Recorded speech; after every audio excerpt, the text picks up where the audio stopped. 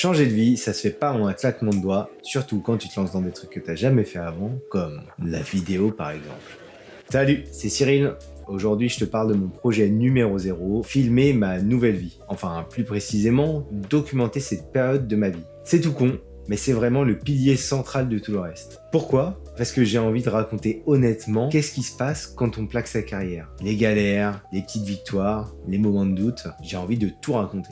J'ai récemment vu une vidéo qui racontait un truc qui m'a marqué. Ça racontait quelque chose du genre rechercher de l'expertise aujourd'hui, c'est pas forcément rechercher le mec super expert. Non, c'est plutôt juste rechercher la personne qui est juste l'étape d'après toi. Quand tu te lances aujourd'hui dans un projet, c'est très difficile de t'identifier à quelqu'un qui est déjà plein de réussite. Et toi, en fait, tu veux plutôt t'identifier à quelqu'un qui est juste l'étape d'après. Et honnêtement, c'est exactement ça que j'avais en tête en me lançant. Je prétends absolument pas avoir tout compris et loin de moi l'idée d'être sûr que tout va marcher. Non, bien au contraire. On est là pour essayer, mais je suis peut-être tout simplement quelques pas en avance sur toi au moment où toi, tu te poses ces questions-là. Et j'ai envie de partager ce que je découvre en chemin. Bah, tout simplement. Et donc la vidéo, pour moi, c'est le format idéal. Je peux raconter semaine après semaine ce qui m'arrive, faire des bilans réguliers, et si tout se passe comme prévu, te le dire, et puis sinon, en fait, te dire comment je bifurque et comment je passe au plan B.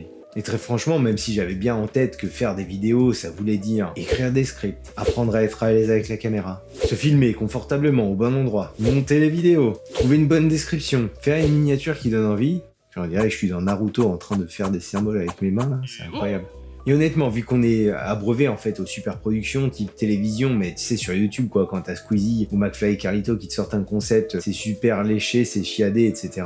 Et t'oublies en fait qu'ils ont des studios de production, toute une équipe derrière eux qui les aide à scripter les vidéos, qui les aide à tourner, qui les aide à faire les montages, à prendre le son, etc. Donc toi, quand t'es en mode artisan dans ton petit bureau en train de raconter ta life à la caméra, c'est vraiment dans un autre monde. Et c'est justement de ça qu'on va parler aujourd'hui. Ce que tu vois pas quand tu es en train de regarder cette chaîne aujourd'hui, c'est que tu vois pas que ça fait déjà 5 mois que je suis en mode entraînement autour de la création des vidéos. Enfin, ça se voit un petit peu quand même. Tu n'as dupé personne, Cyril. Depuis décembre dernier, je fais des sessions d'entraînement 2-3 fois par semaine, si nécessaire. Ça me permet de tester le matos, de valider le setup, de régler la configuration, voilà, le son, est-ce que c'est optimal, est-ce que ça...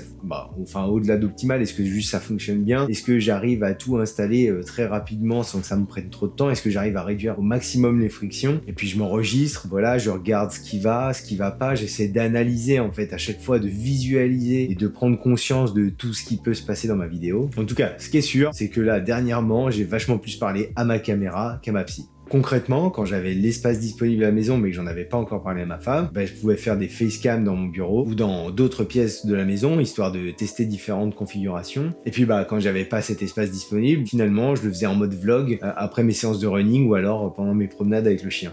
Grâce à ça, je me suis décoincé un peu, un tout petit peu, et je me suis tranquillement habitué à discuter avec la caméra et puis à entendre ma propre voix. D'ailleurs, je te dis que je me suis habitué à ma propre voix, mais pas que, en fait. Ça m'a vraiment ouvert les yeux sur tous mes tocs de langage. Mon Dieu! J'enchaîne les du coup, les en fait, les les bref, les voilà devant la caméra comme quelqu'un qui prendrait pour la première fois de sa vie une manette et qui jouerait à Street Fighter et qui enchaînerait les Hadoken juste parce qu'il sait pas quoi faire.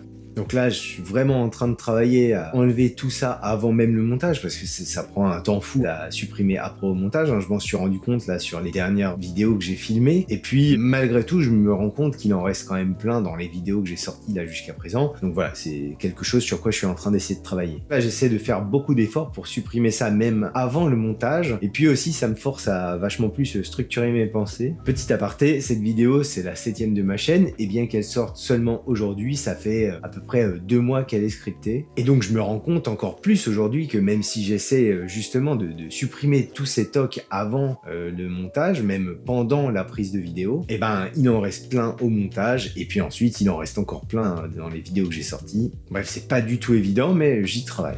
Donc aujourd'hui sur la chaîne, tu vois à peu près une dizaine de vidéos, mais ça fait bien au moins 40 vidéos que je filme en tout. Ce qui veut dire que j'ai déjà pris un peu d'avance sur l'adage de youtubeur qui dit que c'est à partir de sa 100e vidéo qu'on commence à être un peu moins mauvais. Donc voilà, j'ai fait à peu près la moitié du chemin. Et sur cette moitié de chemin, à chaque fois que je me suis filmé, j'avais une seule chose en tête, c'était de discuter pendant 10 minutes avec la caméra.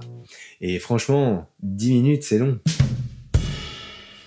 J'ai tout essayé, au talent, sans prise de notes, en mode tout ça, ça sort de ta tête, Cyril, tu vas raconter ta vie à la caméra. Autant te dire, ça n'a pas du tout marché, mon esprit, il était toujours parti ailleurs. C'était je divague sur je divague. Mais bon, ça c'est clair que ça sonnait naturel. Hein. Mais par contre, je restais pas du tout focus sur le sujet, je partais à gauche et à droite. Après, j'ai essayé quelque chose d'un peu moins spontané, avec des post-it ou genre un slide PowerPoint avec quelques idées écrites par-ci par-là. Bon, c'est pareil, globalement, ça contenait un peu ma pensée, mais à chaque fois, en fait, ça me forçait à lire la prochaine ligne et finalement, soit je divaguais parce que j'avais envie de rester concentré sur le point que j'étais en train de mentionner et donc ça partait un peu en vrille, soit je suivais point par point mon slide et je zappais des éléments super importants.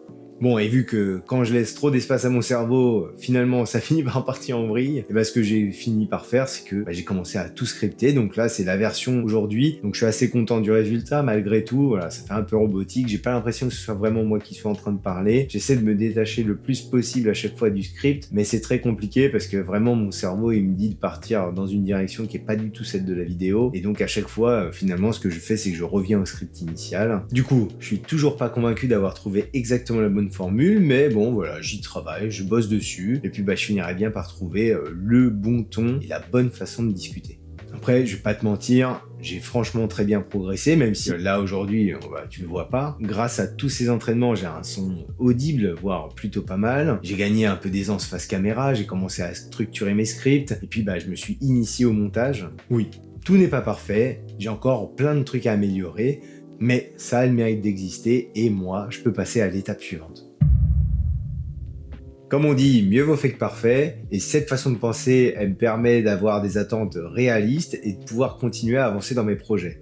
Parce que oui, j'ai pas envie de foncer tout droit en direction du burn-out, ou tout simplement de m'épuiser et puis finalement d'abandonner. Donc je veux mesurer mes efforts et savoir ce que je suis en capacité de m'infliger, en capacité de supporter, en capacité d'encaisser. Et c'est pourquoi je me suis fixé un rythme qui me semble raisonnable et cohérent avec l'aventure que je suis en train de mener aujourd'hui. Je veux sortir une vidéo longue par semaine. Alors quand je dis long, je parle de 10 à 15 minutes à chaque fois par vidéo. Cette vidéo, elle sortira le vendredi en milieu d'après-midi parce que j'ai la sensation que c'est le meilleur moment pour l'audience que je vise, enfin pour toi quoi, où tu seras posé pour pouvoir la regarder. Bah oui, je connais bien le télétravail du vendredi, t'inquiète, les fameux créneaux posés dans ton agenda tout au long du vendredi pour te bloquer des créneaux de boulot.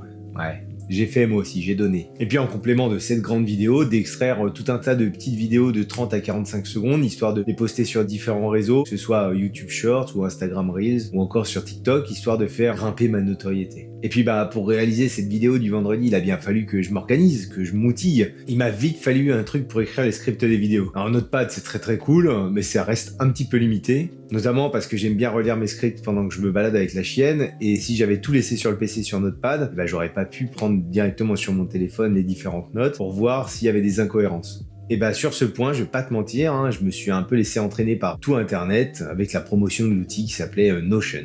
Parce que Notion, c'est typiquement l'appli fourre-tout. C'est super personnalisable. Si tu veux un truc simple, ça fait des trucs simples. En tout cas, ça sait les faire. Et si tu veux pouvoir faire des trucs beaucoup plus compliqués, finalement, l'outil, il sait aussi faire des trucs beaucoup plus compliqués. Dans mon cas, je partais de Notepad, donc je voulais un truc bien débile. Oui, parce qu'encore une fois, quand on débute, on a besoin de trucs simples et efficaces. Donc j'ai pris Notion et je t'ai pondu un petit truc maison qui colle tout pile à ce que j'avais besoin. Moi, j'avais besoin de 3 choses. 1, une banette à idées pour remplacer ma to-do list qui traînait sur mon iPhone. 2, un template de script avec un truc très très simple et très basique du style intro, point 1, point 2, point 3, outro. Et 3, un genre d'Excel pour pouvoir remplacer ce que j'avais sur mon PC et pouvoir noter toutes les dépenses que j'avais pour dans 3 ou 6 mois te faire une petite vidéo récapitulative de tout ce que ça m'a coûté. Voilà, une fois que ça s'était mis en place, charge à moi de les remplir. Et crois-moi bien qu'il y a des choses qui sont vachement plus faciles à remplir que d'autres. Typiquement l'Excel pour noter les dépenses. Ça commence déjà à se remplir tranquillement. Voilà, il y a une petite lumière, il y a une petite formation autour du montage de vidéos. Par chance, je suis passé juste avant la nouvelle réforme autour du CPF. Une nouvelle caméra, un petit micro pour téléphone. Bref, tout plein de dépenses que je te partagerai bientôt, je pense. J'ai aussi commencé à remplir la banette à idées avec grosso modo une vingtaine ou une trentaine d'idées de vidéos qui sont toutes liées à des moments qui vont venir dans ma nouvelle aventure, comme par exemple les mois de carence sans aucune rentrée d'argent ou encore la première fois que je me rends chez France Travail. Et puis aussi potentiellement des vidéos autour de la mise à jour de mon CV. Bon là celle-là je t'avoue elle est plutôt très très haut conditionnelle, j'espère ne jamais avoir à la faire. Au-delà même des simples idées, j'ai commencé aussi à scripter quelques vidéos histoire de pas être en flux tendu et aussi ça me permet de relire à froid, de réajuster et puis d'affiner un petit peu plus. D'ailleurs, la preuve, ces mots-là que je suis en train de dire ont été écrits ce matin même, aux environs de 9h50, 9h55, soit à peu près 15 minutes avant que je commence à filmer la vidéo. Donc comme quoi, tu vois, ça me permet de réajuster jusqu'au dernier moment le script pour pouvoir être sûr que je suis pas en train de dire n'importe quoi. Donc oui, j'ai pas mal d'idées, mais après, on n'en a jamais trop. Donc si toi, t'as des idées à partager ou si t'as des sujets que tu veux creuser ou explorer, n'hésite pas à me les laisser en commentaire. Laisse un petit mot et puis j'irai lire ça et voir si ça vaut le coup qu'on en parle sur la chaîne. Et de toute façon, globalement, avec ou sans idée, lâche un petit mot, ça fait toujours plaisir, ça supporte, c'est plutôt cool. Bon, on va être très clair, YouTube, c'est pas demain que ça va payer les factures. Sachant que les règles de monétisation, c'est genre 4000 heures de visionnage et 1000 abonnés, on n'est pas rendu. Par contre, très franchement, je suis pas contre une petite sponsor Barilla, Panzani ou encore marque repère, histoire de pouvoir avoir des pâtes à bouffer. Ça pourrait être cool. Trêve de blague, c'est plutôt important que si mon contenu t'intéresse, tu partages, tu commandes, tu t'abonnes. Et là, je suis pas en train de te demander la charité, non, c'est vraiment un deal qu'on pourrait passer ensemble. En échange, de 1, ça me motive parce que ça me prouve que ce que je suis en train de faire, ça sert pas à rien et ça peut surtout aider des personnes. Petit bonus, ça prouve à ma femme que j'ai pas eu une idée de merde. 2, ça me permet de gagner en visibilité et de toucher davantage de personnes qui en sont aussi là dans leur vie et qui sont aussi à la recherche de ce genre d'informations parce qu'elles se posent elles aussi les mêmes questions. 3, plus on est nombreux ici, plus ça m'ouvre les portes à des interviews intéressantes, à du sponsoring, à des collaborations intéressantes pour tout le monde. Et 4, là j'en ai que 3, mais bon, si jamais t'as une idée, laisse le mot en commentaire et puis on verra comment on peut s'arranger entre nous. Donc si t'es curieux ou curieuse de voir un mec tester et avancer dans le brouillard de la vie, abonne-toi et continue de suivre mes aventures. Allez, salut à toutes les burn-out, salut à tous les bore-out, c'était Cyril, on se voit vendredi prochain, ciao.